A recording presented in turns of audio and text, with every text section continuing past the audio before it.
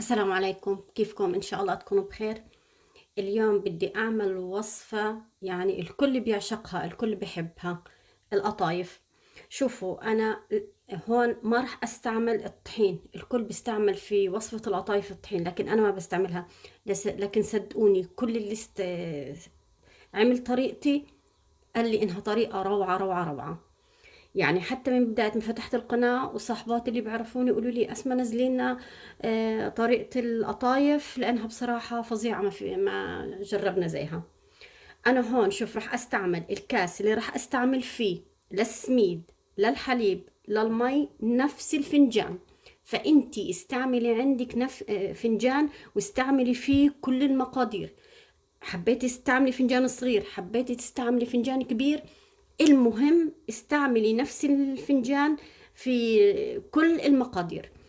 انا هون راح استعمل 3 حليب، 3 سميد ناعم طبعا، وكاسة مي فاترة، وبيضة، ورشة ملح، ومعلقة صغيرة خميرة.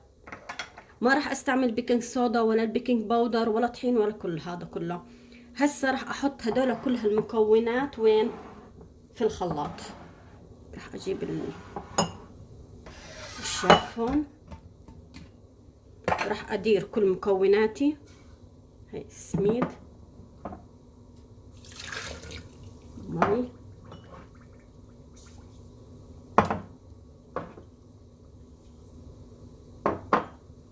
الحليب،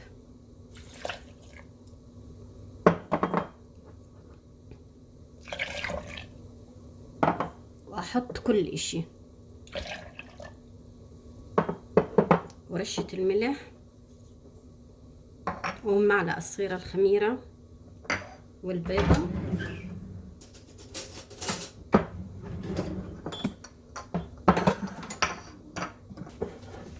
هاي البيضة،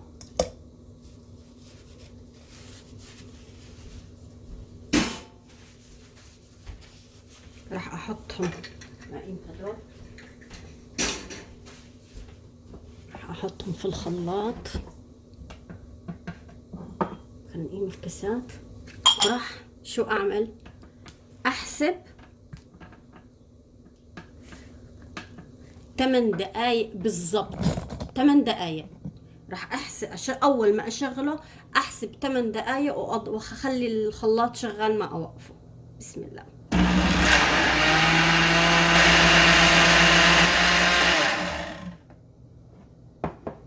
هي صار له 8 دقايق بالضبط وهو شغال. راح اتركه ساعة كاملة حتى يختمر، وبعدين ابدأ بالشغل فيه. الوقت اللي حيختمر عندي القطايف راح اجهز القطر. هون انا استعملت هذا الكوب، حطيت فيه 3 سكر و2 مية. دايما السكر اكتر من المي عشان يعقد معك. وانت استعملي طبعا الفنجان اللي بتحبيه. الفنجان اللي بتستعملي فيه سكر هو نفس اللي حتستعملي فيه مية. بس تغلي المي راح استعمل النكهات اللي انا بدي اياها. عادة انا بحب القرفة والهال والورد، هذا احطه مع القطر، بيطلع نكهة وطعم حلو. كمان بحب استعمل ماء الزهر او ماء الورد اللي بكون متوفر عندي، بحط منه معلقتين كبار. هسه ما راح احط شيء، بس يغلي راح احط اللي بدي اياه. انتي بدك تستغني عن هاي الشغلات وتخليه زي ما هو هيك، انتي حرة. بتحبي تحطي ليمون فقط زي ما بتحبي تحطي ماء زاهر فقط برضه زي ما بتحبي. لكن انا بحب ادخل النكهات هذه في القطر، بحس بعطيه هيك للحلويات، بعطي لذاذة هيك حلوة، يعني لذيذة كتير. حتركه حتى يغلي، وبعدين احط النكهات اللي بدي اياها، بعدين احسب له 10 دقايق واطفي تحتي. غلت عندي هون المي، راح احط الاشياء اللي انا بدي اياها. الورد نسيت اسميهم والقرفة وحب الهال. وراح احط شوية ماء زهر. زي ما قلت لك بتحبي تستغني عن هاي الشغلات، استغني انت، لك حرية الاختيار. هاي ماء الزهر شوي، راح اخليه يغلي 10 دقايق وبعدين اطفيه. الوقت اللي حيجهز عندي القطايف وجهز عندي القطر، حجهز الخلطة. هون حستعمل، بس افتحه، استعمل الجوز.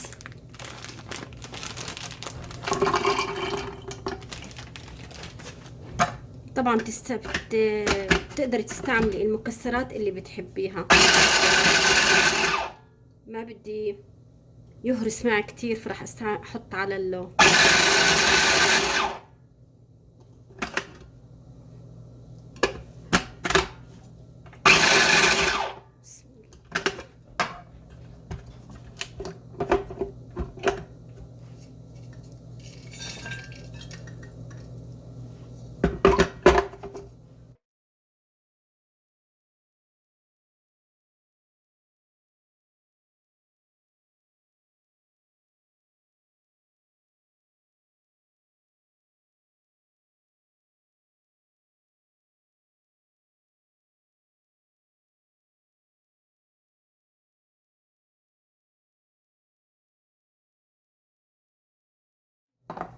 نجيب هاد راح احط القرفة.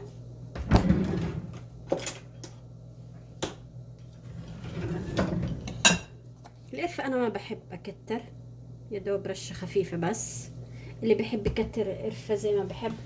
برضو السكر لانه بنحط معاه قطر. انا بقول ما يعني انا بشوف ما في داعي للسكر كتير، لانه بعطيه حلاوة كتير. فلما استعمل سكر استعمل السكر الناعم بس، معلقة كبيرة بكفي لكل هاي الكمية، وكتير حتى. يعني خلص ما هو في قطر، ليش السكر. جوز الهند طبعا اساسي. بتحركي وشو بدك بتضيفي. هاي الخلطة هيك عندي جاهزة. القطر عندي جاهز، وبستنى فيه القطايف حتى يختمر. نسيت اقولكم بحب احط هيك قطرات بسم الله، ماء زهر عليه، اعطيه هيك ريحة حلوة وطعم حلو.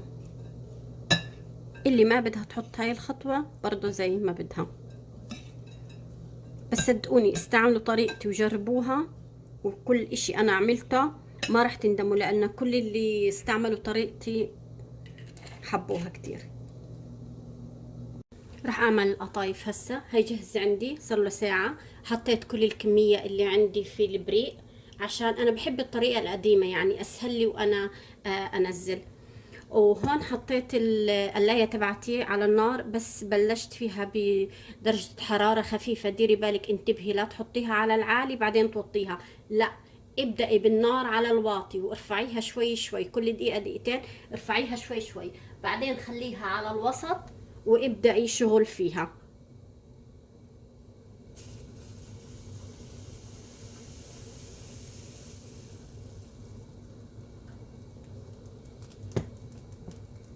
شوفي لما تصير تتفتح عندك هيك الثقوب هيك تعمل خزوق هيك، معناها عندك العجينة ناجحة. وفي نفس الوقت أنا هون جهزت صينيتي، حطيت عليها النابكن وعشان أحط عليها. بتحبي تستعملي بشكير زي ما بدك.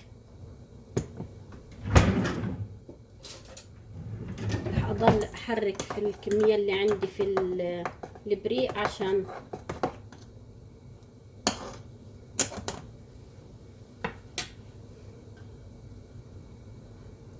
هذه اول حبة عندي هيك طلعت صغيرة. يلا الحبات الجايات راح اعملهم اكبر.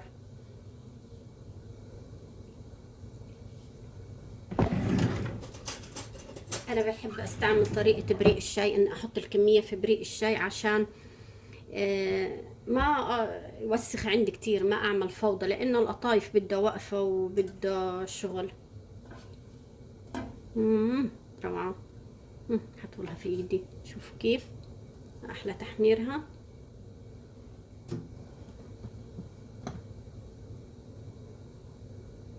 بسم الله.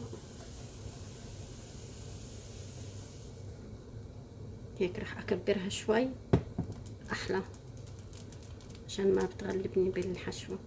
راح اكمل الكمية كلها وبعدين احشيها. هاي الكمية كلها جهزت عندي، شوفوا ما احلاها، زي الزبدة، ما احلاها. هدول بس كم واحدة بدي اعملهم عصافير احشيهم بالنوتيلا لابني، والباقي راح احشيه بالجوز وبالجبنة. اهم اشي انك لما تعمليه بس يبرد تغطيه، لا تتركيه مكشوف عشان ما ينشف معك. راح احشي الحبات العصافير اللي بالنوتيلا. انا ما بقليهم، في ناس بتقليهم وبعدين بتحشيهم، انا لا، بحب اخليه يضل هيك ني، بحس فيه دسم كتير.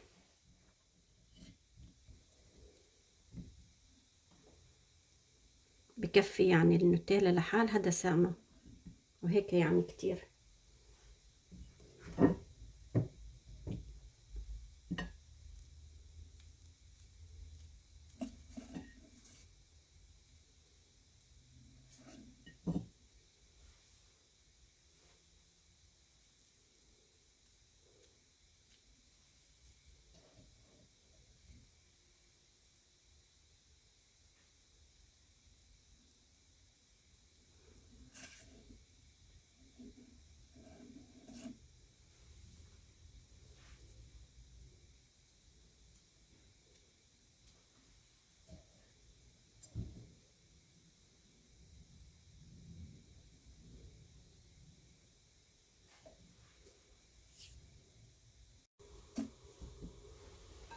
راح احشي الجوز.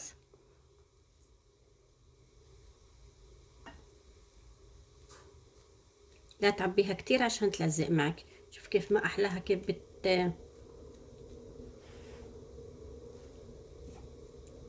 بتلزق. والحجم انت بتقدري تحدديه زي ما بدك، تكون كبيرة تكون صغيرة زي ما بدك. هاي الجوزة كبيرة.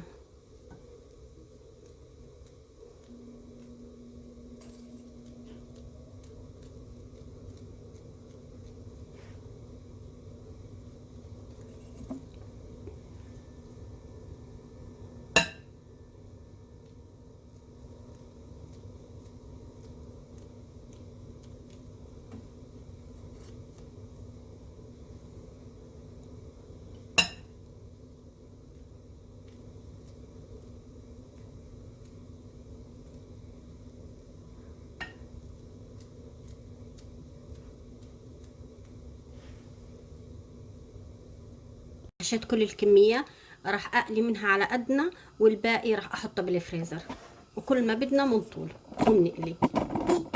هون عندي زيت،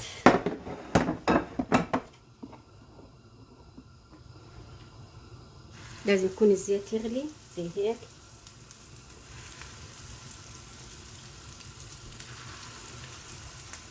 ديري بالك اهم اشي لما تعمليهم انك تغطيهم، ما تخليهم مكشوفين.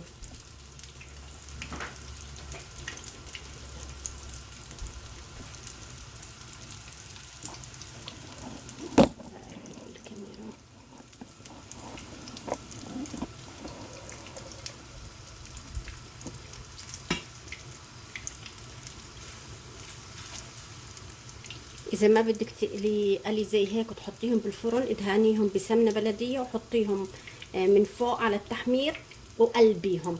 ما بدك سمنه بلديه، حطي اي زيت عندك، زيت ذرة، اي زيت نباتي، ودهنيهم وحطيهم على التحمير من فوق وقلبيهم. بس سبحان الله القطايف حلاوتها بالقلي، رغم انه دسم بكون، عشان هيك انا بخفف من كميه السكر اللي جوا.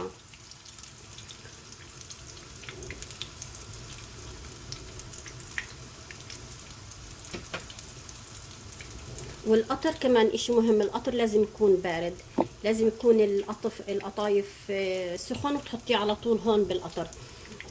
اذا القطر كان سخن والهذا سخن بتدبل عندك حبة القطايف، فعشان تضل تقرش وواقفة القطر لازم يكون بارد. انتبهي لهاي الملاحظة، يعني مهمة.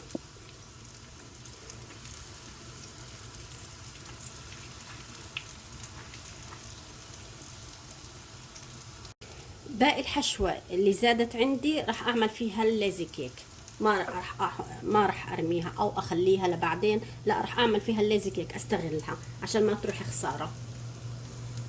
هاي القطايف عندي قليت قد على قد ما بدنا، والباقي حطيته في باكيتات وحطيته في الفريزر. راح ادوق واحدة معكم.